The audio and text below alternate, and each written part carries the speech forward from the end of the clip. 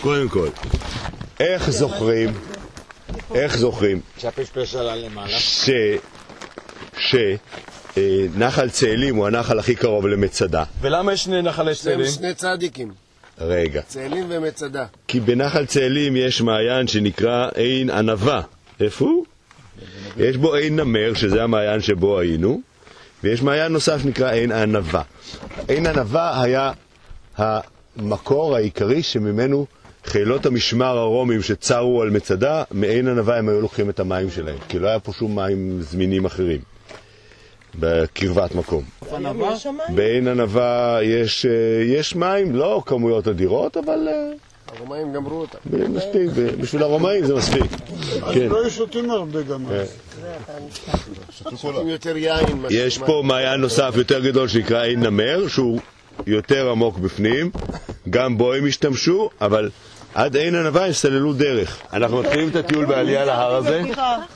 חבר'ה, זה עלייה קשה, ארוכה, אנחנו עושים אותה בנחת, לעצור מתי שבא לכם, לשבת מתי שבא לכם, לנשום מתי שבא לכם, לזכור לשתות מים בדרך ולא למהר לשום מקום. יש לנו חברים. זהו, סיימנו את ההפסקה. אומרות הבחורות עם שפתיים צבע דם. איך שם? מנדנד. הצעה נכונה, רינה, ברזילאי, דינה, זה דומה. אנחנו כבר כמה פעמים היינו בנחל צאלים.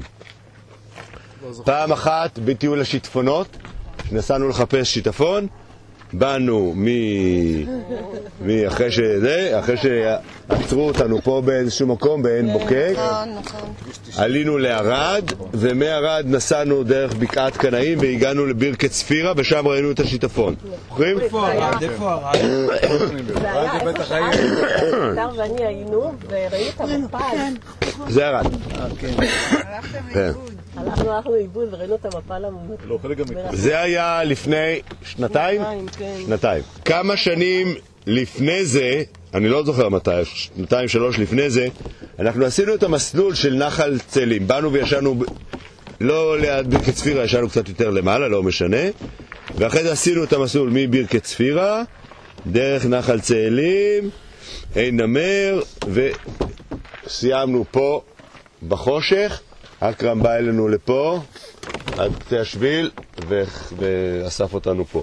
עשינו, את הקטע האחרון כבר עשינו ממש בחושך, הקטע ממש, המאות מטרים האחרונים האלו כבר היה חושך ממש. מה חדש בזה, בועז? רגע.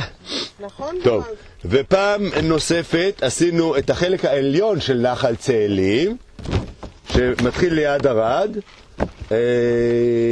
עשינו אותו לא מזמן, בין בשנה שעברה. נכון, כן. אנחנו באנו לפני, פגשנו אתכם בבוקר. נכון, כן. נכון. מסלול שהיה מאוד מאוד יפה, מלא בריכות מים ומלא פריחה וזה, זוכרים איזה פחות? הגענו בסוף סיימנו אותו בבירקת ספירה, באותו מקום שראינו את השיטפון שנה קודם. ונזכרנו על השיטפון. בדיוק. בסדר? כן. אז זה הפעמים שפקדנו את נחל צאלים. שם פה מסעד, ואני אהיה... חרמניה. נחל צאלים יש אחד. עכשיו, יש נחל צאלים מדבר יהודה, שזה נחל צאלים הזה. הוא רוצה להביא לך טיפ של 50 שקל. תכניס לי בחרידי. תעביר לי כרטיס בחרידי. מה אמרת? רציתי לזרוק את זה. תשים לו פה. לא, תזדיק ככה, פה. סיים לדבר, לזרוק את זה. למה אמרת? הוא לוקח את זה. בני, תכניס לו את זה כאן. לא, האמת רציתי מתי שאתה מסיים לדבר, נזרוק לך את זה ככה. תזרוק את ה-200. תפתח קצת החולצה. למה את ה-200 תזרוק אצלי? כמה אמרת? קיקנת לי. הוא ייקח לך את זה. לזרוק הוא ייקח את זה. מה עוד רציתי להגיד לכם? זה נחל צאלים של מדבר יהודה. הוא מתחיל באזור ערד, פחות או יותר, ונגמר בים המלח. יש נחל צאלים נוסף, שנקרא צאלים נגב, שהוא מתחיל בנגב המערבי, נגיד באזור של באר שבע פחות או יותר, וזורם לים התיכון.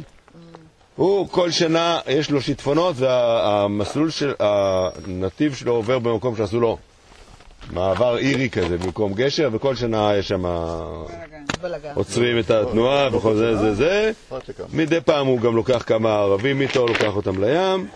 מעזה, הוא עובר דרך עזה, הוא מתחבר לנחל עזה. אין חיבור? לא ערבים, בדואים. בין הנחלים, אין שום... לא, אין שום קשר. השנה הולכים 3 בדואים. בגלל ש... לקחת השניים האלה? היחידי בארץ בטח, שם כפול. אני חושב שכן. זה בגלל שנתנו שמות, לפי שמות ערביים שהיו.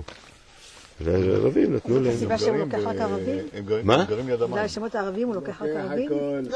בעיקר. הוא מתנחל, הוא שולח אותם לים. אולי גם כי היהודים יותר כבדים בגוף.